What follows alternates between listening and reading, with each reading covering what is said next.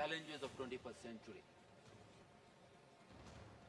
Similar manner, how to support a strong, sustainable, balanced and inclusive growth in the midst of the current challenges which the world is facing. In the same way, how to manage the debt vulnerabilities which several countries are facing. Yet another priorities was that how the technology can be used for financial inclusion, for productivity gains, for efficiency, for private sector. Similarly, how the new potentials of technology, such as blockchain or crypto, can be beneficial, and yet how to build a policy discourse, the policy approaches, and what set of regulation building consensus around that. So these were some of the priorities, and during the course of the year, in more than 25 meetings of various working groups, ministers, deputies, these have been deliberated with very intense efforts. And one unique feature of the work has been, I'll put it rather two big elements, two big differences. One was to go beyond the structured meetings and arrange almost 40 seminars, side events, symposiums, inviting domestic as well as global experts and generating a very intense discussion to find a robust way forward. In a similar vein, how to generate the local connect, Jan Bhagidari. Almost 40 events were done on issues which are relevant to people's lives. Based on these deliberations over the course of the year, these recommendations have now been placed for consideration of the leaders. They would be discussing it over the course of next 2 days, and then we will have definite outcomes and we will all share with you. Thank you. Thank you very much, sir. May I request Shri Harshvardhan Shringla, Chief Coordinator, sir. Namaskar and good afternoon. The focus of today's press conference is on the G20 New Delhi Summit. But since many of our media friends have joined us only today, I'll briefly begin by taking you through our presidency journey. As you know, we assumed the presidency of the G20 on the 1st of December last year, and we will conclude our presidency on the 30th of November this year. During the course of our presidency, we would have hosted over 220 G20 meetings in 60 different cities across the length and breadth of our country.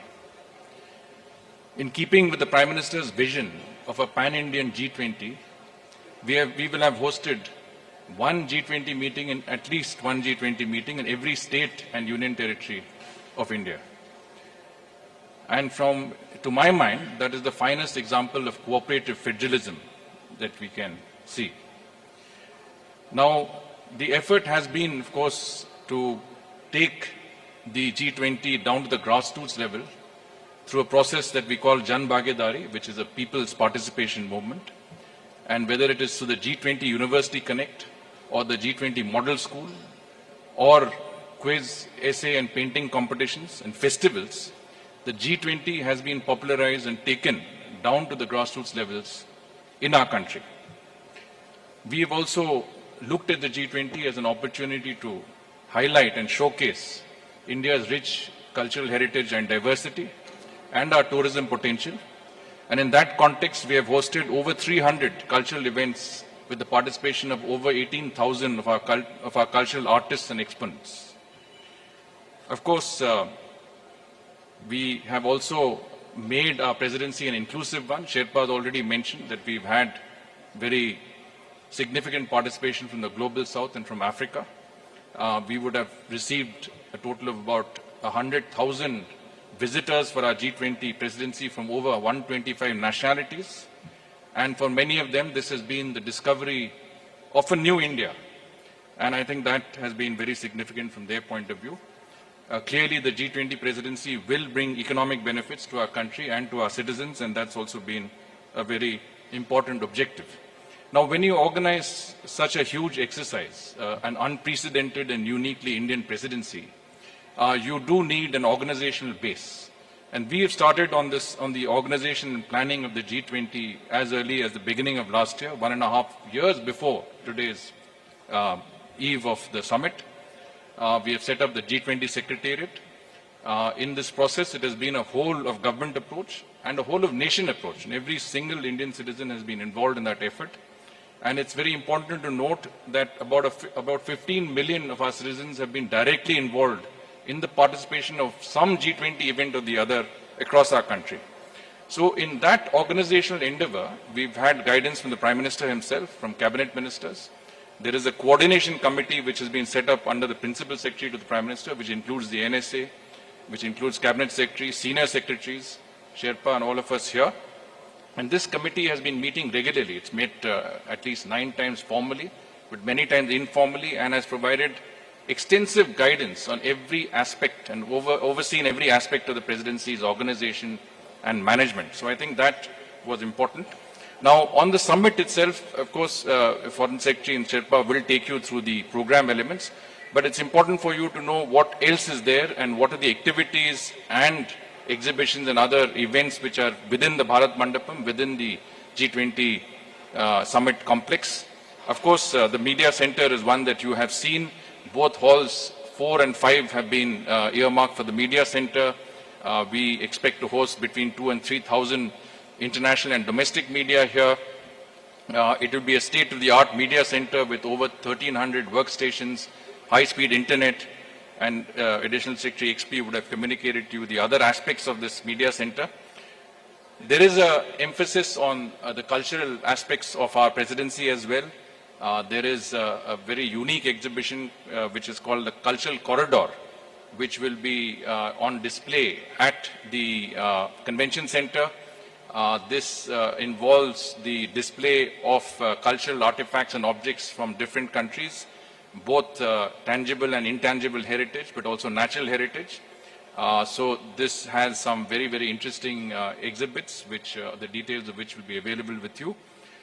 We also have an immersive display, which has, again, some of the best illustrations of every country that is a part of our G20 presidency. And all of this, again, is at the convention center. There's a democracy cube, which is also there. And what we will certainly do is that we'll make this available, we'll make this open to the media and the public after we finish the immediate summit. And this would be a very interesting exhibition to see. Besides that, we have the Mother of Democracy exhibition. India is the largest democracy, vibrant democracy over the ages, has arranged an exhibition which would be essentially narrating the 7,000-year tradition of democracy in our country from the ancient to the modern. There will be 26 interactive panels which would be available in all of the G20 languages. There are apparently 16 languages in which this will be available. There is also a bronze replica of a girl from the Sindhu Saraswati era, 2,500 to 3,500 years before. And this is a very unique part of the exhibition, at the center of the exhibition. And there will also be someone who will greet everybody. It's artificial intelligence driven, so it's a technology oriented platform. And of course, the person who will greet will also provide an introduction to India's age-old democratic traditions in their respective languages. You are also aware that we will have, at the time of the dinner that will be hosted tomorrow by our President, there will be a musical ensemble which will play in the background. This, of course, will represent, again, musicians from all parts of our country, but it will also include musical traditions of every nature, whether it's Hindustani, Carnatic, folk, bhajans. Every aspect of music in our country will be covered by these 77 musicians, who would also include young students, people who have some disabilities, but also people who are from different walks of life across our country. They will also be displaying some very rare instruments, musical instruments, which are hardly ever seen or played in our country, but this is something that is an opportunity for us to see so many rare instruments coming together in this particular area. Now, there will be a strong emphasis on technology, especially technology that is linked to public, digital public infrastructure. And in that context, we will have a few exhibitions at the Media Center. If you enter the foyer of the Media Center, you will see a display by our Ministry of Information Technology, which is basically a Digital India Experience Zone, which will have the display of all of the mobile apps and the platforms under which we have arranged to deliver development to the grassroots levels in India, right from Aadhaar to UPI, and this entire India stack will be available. And if any of you do fall sick or have any medical issues, please ensure that you go and connect with eSanjeevani, a digital platform that will have a doctor advise you immediately on the spot. Similarly, we have a Reserve Bank of India Innovation Hub, which is again in the Media Center. And this Innovation Hub will display technologies that fintech, which has not yet been introduced to the public domain. These are still in the pilot stages. One of them is the central bank digital currency, through which even international media who are here, who don't have bank accounts in India, will be able to get some money in their mobile wallets and will be able to use digitally to buy products in our crafts mela, which will be in the adjoining hall, hall number 3. And this crafts mela will also, each stall of the crafts mela, which represents a different state or union territory of India, displaying, as Sherpa mentioned, the ODOP products and geographical indicator products, will have a QR code compatible with your mobile wallet, the digital currency, and with the UPI. We will also have a frictionless credit display, which basically, again, is a cutting-edge technology under which any credit to be given, say, to our farmers, the information relating to that would be immediately available on your mobile phone or your iPad, from the land records to your Aadhaar to your previous credit history. And this will enable credit to be given within a few minutes of time with each of the farmers. And so from that point of view, I think we also have, I hope all of you have downloaded our digital app, the G20 India digital app, which is again a state-of-the-art app, which enables you to get this in any language in the G20. You can get it in Portuguese, in German, in Japanese. And this will also enable you to talk to anybody who doesn't understand your language, say from Hindi to Japanese or from Portuguese to German. It will be instant conversation through the app. You can navigate from one part of the Bharat Mandapam to any other part of this complex. It will enable you to get there without a problem. And any information that you may need on our presidency, on the G20, on India, UPI, any aspects of this is available. And of course, if you feel like a yoga break, that's also there on our app. So I'll stop here. I'm sure there are many other things, but we will stop. Thank you. Thank you very much, sir. May I hand over to Foreign Secretary Shivinay Quatra. Thank you very much, and good afternoon to friends from the media, both domestic and international.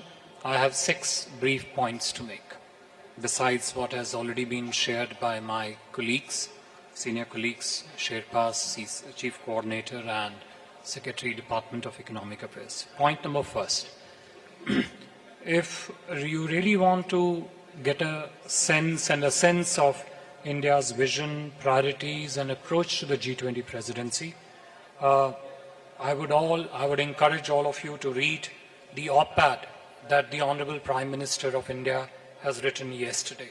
It captures, it distilled a sense of how India envisions and looks at the ongoing G20 presidency of India. 2, the coming together of the 41 heads of delegations, heads of state, government, heads of international organization in India starting yesterday is under Prime Minister's personal leadership and direction. It is essentially a celebration of the coming together of the G20 family. And as our Sherpa mentioned earlier, it's the largest ever participation of the Global South in India. 3, whether it concerns India's national priorities with regard to G20 or the priorities of G20 countries as a collective, as also the concerns and interests of the Global South. The specifics of the agenda which the Sherpa and the Department of Economic Affairs Secretary mentioned, they have been structured in a most inclusive and the harmonious concepts of one earth, one family, one future. Fourth, very briefly with regard to the program of the G20 summit, the summit official conference program is structured around 2 sessions. First one Earth, starting tomorrow morning, one family tomorrow afternoon, and one future in the morning of the 10th. Besides 3 sessions of the conference, there would also be a couple of sideline events which are currently being structured involving India and other heads of the state who are visiting us here. Third, a dinner by the Honorable President of India tomorrow. Fourth, a visit to the Rajghat to pay homage to Mahatma Gandhi. And fifth, a spouses program. These would be the broad 5 elements of the summit. And the last, 5th point which I wanted to make, Honorable Prime Minister of India will also be hosting several sideline bilateral meetings during the course of this G20 summit with the visiting heads of state governments and the other leaders who are going to be in Delhi, as I said, starting yesterday till the departure over 10th and 11th. I would stop here and see if we have any questions on this. Thank you very much, sir. May I lay the ground rules before I open the... Please sit down. Thank you. Please introduce yourselves and the organization you represent. We will take questions in a group because we don't have time. Let me start with Manish here, TV9. Microphones will come to you. Please wait. Thank you. First of all, Please introduce yourself and the organization. This is Manish Jha from TV9. Amitabh ji, Foreign Secretary and Chief Coordinator. I must tell you first of all that arrangement at International Media Center are really excellent. I have attended 4 summits before this summit, and I can tell very proudly that these arrangements are really best. So thank you so much. So my question I would like to ask in Hindi. Amitabh ji, continuously you are talking about a joint declaration. You worked hard for it, and you said that joint declaration will come very soon and it will be very specific. But from China's side, about in the joint declaration, no consensus should be made in the name of one earth, one family, one future. Joint declaration आएगा या नहीं आएगा, अगर आएगा तो कैसे आएगा? Yashi, yep.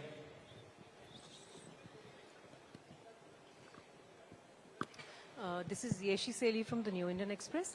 I'd like to know, Yeshi Seli from the New Indian Express. I'd like to know who's representing African Union. Is it Wacky Sol for the G20? And is the G20 officially going to be Yeshi, called... you're not audible. Could you repeat again? Can you hear me now? Yeah. So this is Yeshi Seli from the New Indian Express. I'd like to know who is representing the African Union for the summit, and is the G20 officially going to be called G21 after the conclusion of the summit? Okay. Siddhant.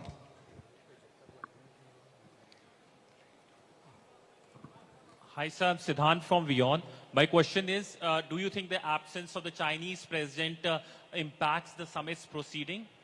Is it an attempt by the Chinese to undermine? Do you see it in that way as well? The lady in yellow behind.